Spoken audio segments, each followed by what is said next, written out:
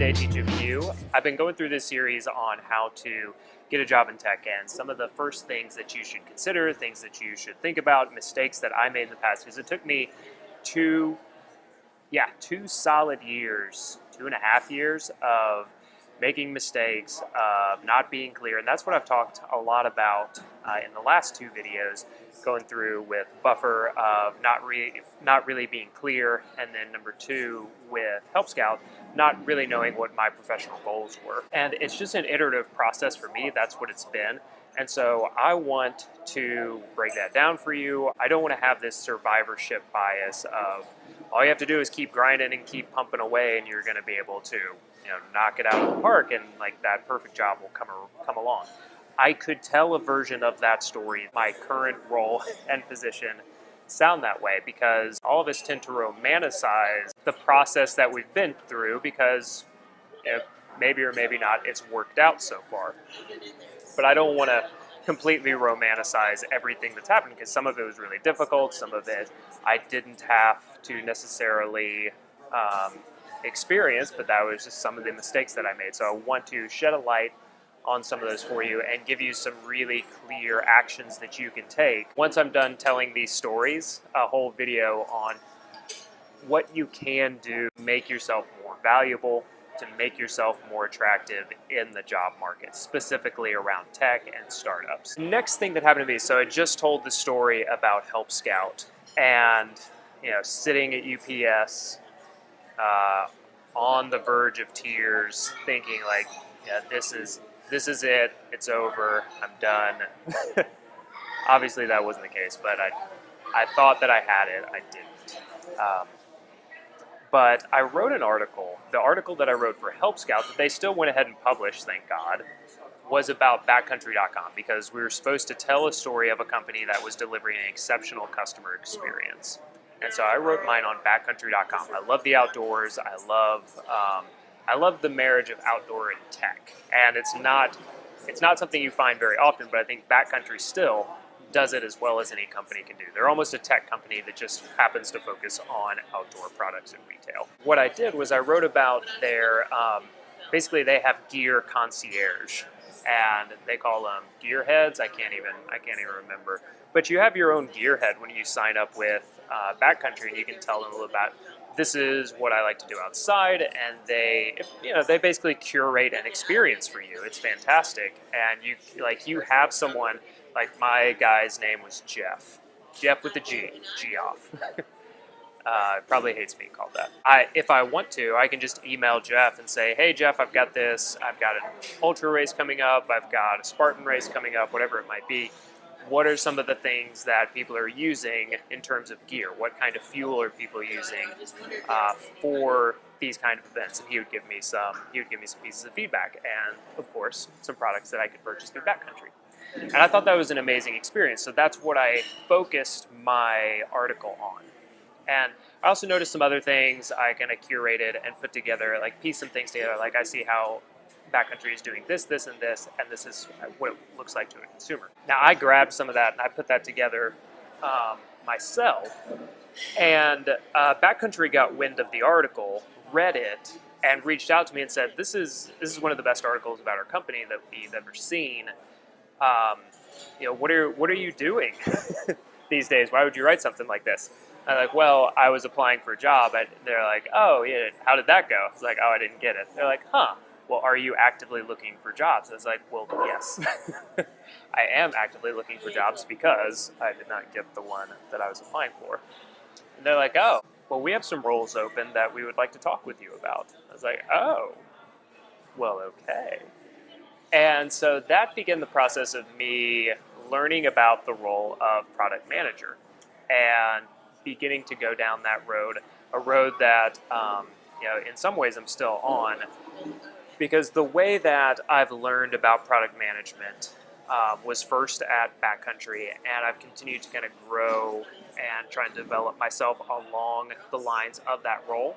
Because what I see product management as, and just a quick aside on this, is the ability to bring together different parts of a product or a company and different areas of marketing and engineering and customer success and sales, and take a product or a project and going to lead that team to reach a desired outcome, whether that's a new feature in the product and a new entire product by itself, or just a project within the company. I continued to talk to Backcountry about that. We had a couple of phone interviews, and it became clear to me that this was not a role that I was ready for, that I did not have the experience that they would normally require for a role like this. And this is where I was getting better, because I was very honest with them. I think the guy that was interviewing me, his name was Mark. Yeah, the interviews kept going well enough though, and I think they were, I know, because they told me,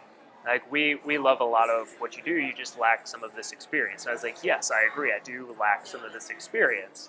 I'm not trying to like bullshit my way through this. What I found really interesting is that while I was being really honest, I didn't have all the experience that they required for a role like this. And they're like, well, why don't you come out to Park City anyway and do a full day of interviews? I was like, okay. So they flew me out to Park City. Fun aside story. I missed my connecting flight because my flight from Nashville to Denver was delayed, and so I missed my connecting flight in Denver. I slept that night in the Denver airport before flying to Park City. Was 2 hours late to my interviews because I was flying. Had like 3 hours of sleep, slept on chairs, and then did 8 hours of interviews.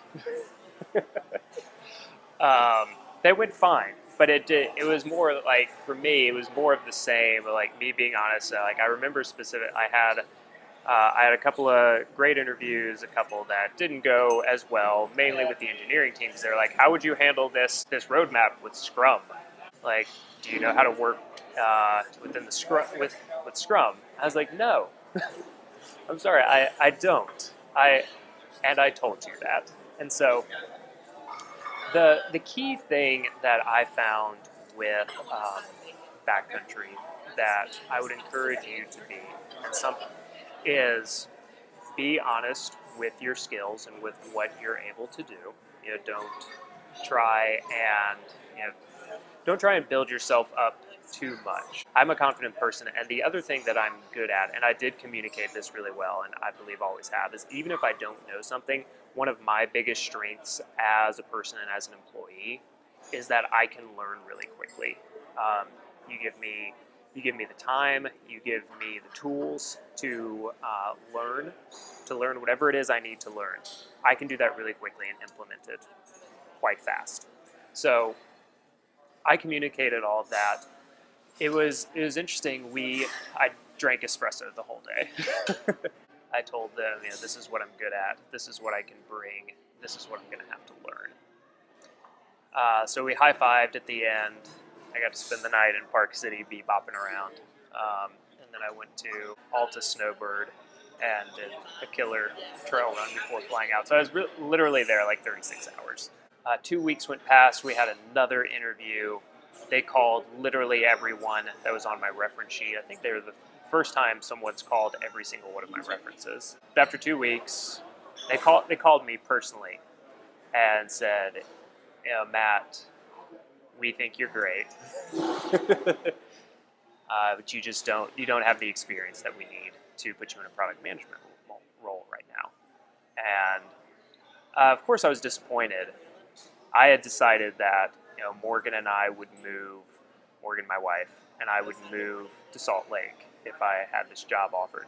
What was crazy is at the time she was like 4 months pregnant. I would have had to have moved there before because she was still finishing up school at the time. But we had decided we were going to do all of that. It was great pay. It was the outdoors. It was tech. It was a great role. But again, they said, you just don't have the experience. So I was like, yes, well, Mark, we've known that for a month. And he said, yes, but we just really wanted to find a role for you. The tough thing is that we don't. Like, if we had an associate product manager role, like, that would be perfect for you. If we had availability right now for you to come and like learn on the job for 6 months to a year and then put you right into it, that would be perfect. I was like, well, I'm fine with that also. And he's like, yeah, we just don't have that role. That was the end of Backcountry. Of course, I was disappointed, but it was a different kind of disappointment. I didn't really expect to get the job. Everything about it was just like a bonus. Getting to go to Park City, getting to like have more experience in a product manager interview to learn about that role and what it does, and to be really excited about it, and still am. That was something that I really enjoyed and was really appreciative of in the process. The big takeaways from my experience with Backcountry is be really honest, maybe even to a fault, about what your current skills are. If there are things that you need to learn how to do, go into it. Now, this was something I would do differently if I was to have that kind of interview again. I would go into it knowing what kind of specific questions to do, more research about the things that I wasn't 100% on. Like if I was going into it thinking like, oh, I'm really kind of stuck on the engineering side, I'm not really sure how to go forward with that, I would have done more research, talked to more people in trying to figure out what kind of questions do I need to ask about the things that I need to learn about.